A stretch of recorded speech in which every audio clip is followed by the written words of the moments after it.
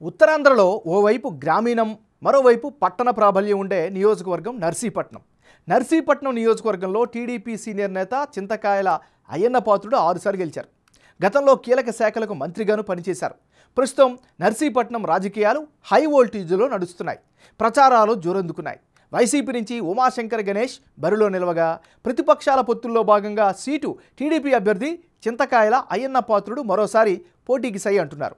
గెలుపు మీద రెండు పార్టీలు ధీమా వ్యక్తం చేస్తున్నా గ్రౌండ్ రియాలిటీ ఎలా ఉంది, ప్రజలు ఏం కోరుకుంటున్నారు? Big TV exclusive election survey 19 సర్వేలో వెల్లడైనటువంటి అంచనాలను ఇప్పుడు చూద్దాం.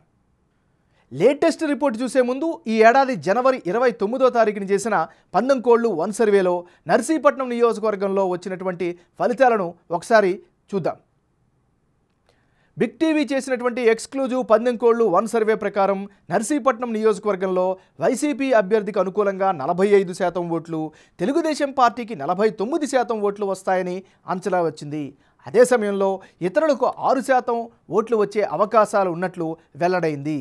ఇప్పుడు అభ్యర్థుల ఖరారు తర్వాత కీలకమైనటువంటి నర్సీపట్నం నియోజకవర్గంలో 19 సర్వేలో భాగంగా వచ్చినటువంటి ఫలితాలను ఒకసారి విశ్లేషిద్దాం. ఇప్పటికిప్పుడు ఎన్నికలు జరిగితే నర్సీపట్నం నియోజకవర్గంలో వైఎస్ఆర్ కాంగ్రెస్ పార్టీకి అనుకూలంగా 44% ఓట్ షేర్ కనిపిస్తోంది. తెలుగుదేశం పార్టీకి 52% ఓట్లు దక్కే ఛాన్సెస్ ఉన్నాయి. ఇతరులకు 4% ఓట్లు వచ్చే అవకాశం ఉన్నట్లుగా వెల్లడైంది. 19 సర్వేకు 19 సర్వే 2 మధ్య జనం అభిప్రాయం ఎలా మారింది?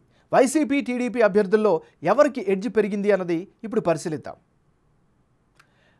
నర్సీపట్నం సెగ్మెంట్లో 19 సర్వేలో భాగంగా వైసీపీ అభ్యర్థి ఉమాశంకర్ గణేష్కు 45% ఓట్ షేర్ వచ్చే ఛాన్స్ కనిపిస్తే తాజా సర్వేలో 44%కి తగ్గింది.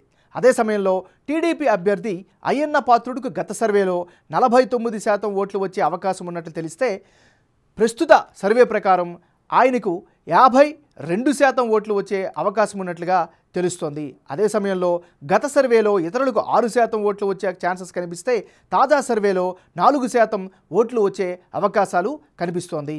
ఓవరాల్గా నర్సీపట్నం నియోజకవర్గంలో టీడీపీ అభ్యర్థికి విజయ అవకాశాలు ఎక్కువగా ఉన్నట్లు తెలుస్తోంది. 2 సర్వేల్లో నర్సీపట్నం నియోజకవర్గంలో అభ్యర్థుల మధ్యన మారిన ఓట్ల శాతం, అందుకు గల కారణాలను ఇప్పుడు పరిశీలిద్దాం. ముందుగా నర్సీపట్నం నియోజకవర్గంలో టీడీపీకి స్ట్రాంగ్ బేస్ ఉండడం వల్ల ఆ పార్టీకి అభ్యర్థికి ప్లస్ పాయింట్గా మారుతోంది. తెలుగుదేశం పార్టీ అభ్యర్థిపై పాజిటివ్ ఇమేజ్ అయితే స్పష్టంగా కనిపిస్తోంది. జనసేన, బీజేపీ, టీడీపీ పొత్తులు ఆ పార్టీకి ప్లస్ పాయింట్గా మారాయి. ప్రస్తుత సిట్టింగ్ ఎమ్మెల్యేపై వ్యతిరేకత కూడా ఈయనకు కలిసొచ్చే అవకాశం ఉంది. వెల్ఫేర్ స్కీములపైనే వైసీపీ ఆశలు పెట్టుకుంది. ఓవరాల్గా ఇప్పటికిప్పుడు ఎన్నికలు జరిగితే నర్సీపట్నం నియోజకవర్గంలో తెలుగుదేశం పార్టీకే ఎడ్జ్ ఉన్నట్లు బిగ్ టీవీ ఎలక్షన్ సర్వేలో తెలుస్తోంది.